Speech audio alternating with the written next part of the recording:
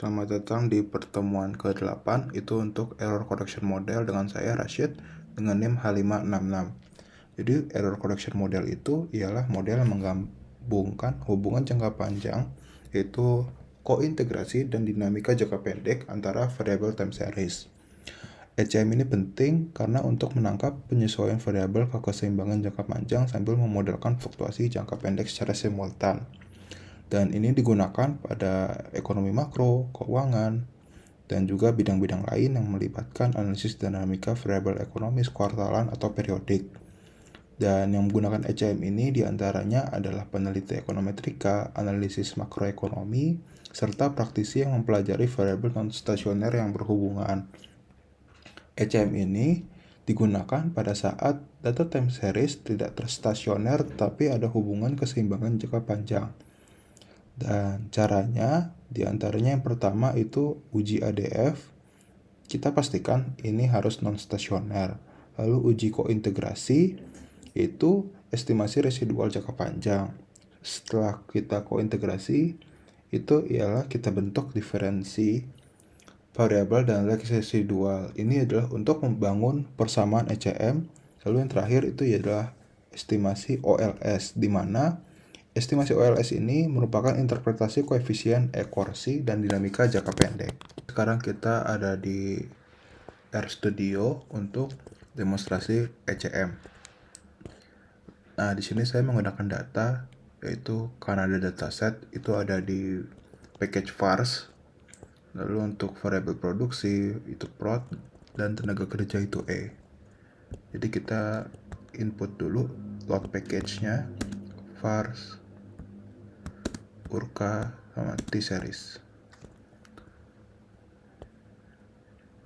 Lalu setelah itu kita bakal load data dan transformasi lognya. Nah, untuk dataset itu berisi data kuartal Kanada itu untuk produk outputnya real dan E tenaga kerja. STR Kanada. Oke, lalu kita bakal masukin lagi protnya, IMP, log prot sama log IMP. Lalu kita bakal uji root test ADF pada level itu augmented Dickey-Fuller pada prot dan augmented Dickey-Fuller pada IMP. Oke. Nah, setelah kita print, nah ini ada p-value 0,2 dan p-value untuk yang IMP itu 0,5.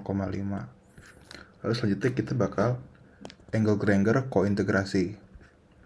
Kita bakal tes kointegrasi itu pada yang pertama regresi level untuk mendapatkan residual jangka panjang.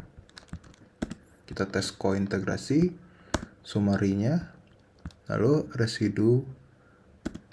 Nah,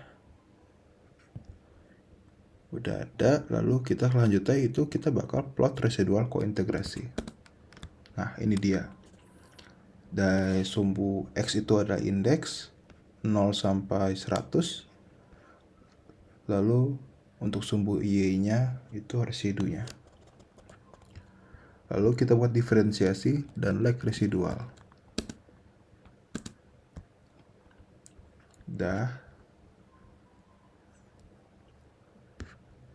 Lalu kita bakal residual lag satu periode. Selanjutnya bakal estimasi ECM manual. Nah, ini dia. Summary-nya.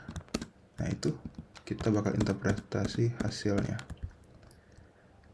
Oke, jadi interpretasi hasil model dari ECM ini ialah koefisien residu dari lag itu penyesuaian min 0,06, yang dimana angka negatif menunjukkan seberapa cepat variabel prod itu